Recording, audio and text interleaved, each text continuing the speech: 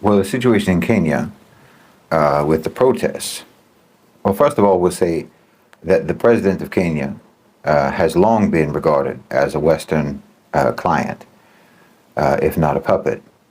And that's not without reason. He has regularly ingratiated himself with the West. He has been pursuing neoliberal economic policies within Kenya that have made the lives of the people increasingly miserable.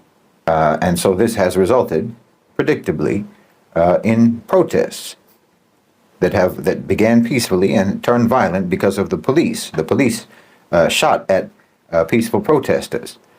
Now, they're calling for the removal of the president of Kenya, William Ruto. Now, what I would say about that situation is that it's similar to the situation before it in Sudan, and it's similar to the situation before Sudan in Egypt, where the people are protesting against the government for policies that the government is implementing, which the government is held hostage to implement in favor of multinational corporations and international lenders.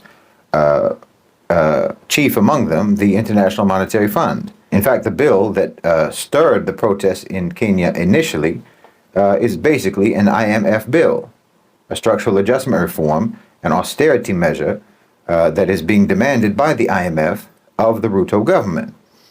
So my opinion, as was my opinion with regards to Sudan, when Omar Bashir was being blamed for the economic policies that were the austerity measures, the austerity economic policies, the neoliberal policies that he was implementing under coercion in Sudan, and the protests against Sisi because of the neoliberal policies that he was implementing under coercion.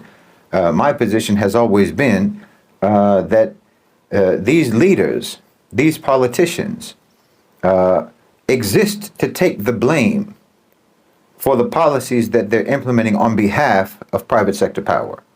That's why they exist. That's why I call them effigies, because they exist to implement the policies that will make them unpopular, and then they'll take the brunt of the unpopularity.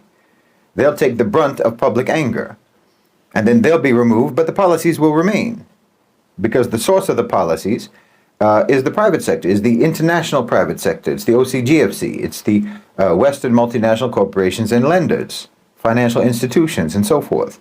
Again, specifically, the International Monetary Fund.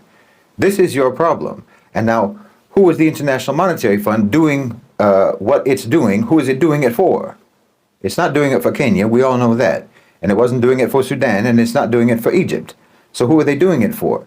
And when you identify who they're doing it for, then those are the private sector players, those are the power brokers that it makes more sense to me that the population should be protesting and should be directing their activism and their opposition towards those actors on the political and economic scene in Kenya, not the government. Now, I'm not speaking up in favor of William Ruto. There's a lot of problems with his government, certainly, without question, just as there were problems with the government of Omar Bashir, and there's certainly a multitude of problems with the government of Abdel Fattah al-Sisi. But when you're talking about specifically the way that they're managing the economy, you have to understand that they are not the managers of the economy.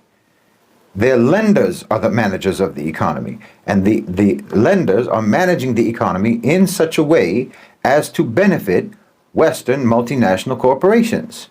So, for example, in Kenya, you should look at Coca-Cola. You should look at General Electric. You should look at Standard Chartered. You should look at Barclays Bank.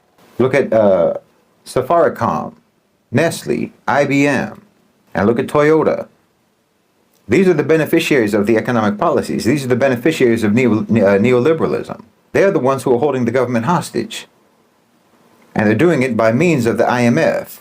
So your president, and again, whether it's Kenya or whether it's Sudan or whether it's Egypt or whether it's Pakistan and many other places around the world, and increasingly you can say the same thing about countries in Europe, These governments, these politicians, are hostages, and the policies that they're implementing are essentially like when you see a hostage being forced to read a list of demands.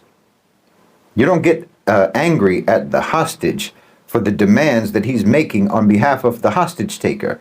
And that's what the government does. That's what your president does. That's what your prime minister is doing. You know, they're just reading the list of demands that they have been told that they that must be met in order for them to not be eliminated.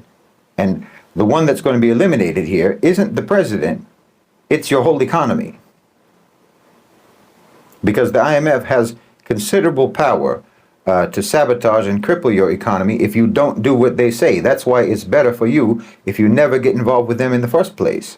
And this is why I've said time and time again that it's much better for Muslim countries, for countries in the global south, for countries in Africa, to do business with China, to do business with Russia, while they still can, while those countries are still interested in investing in Africa, in the global south, Latin America, and the Muslim world, and so on, while they still have the money to spend, you ought to take the money from them rather than taking the money from the IMF.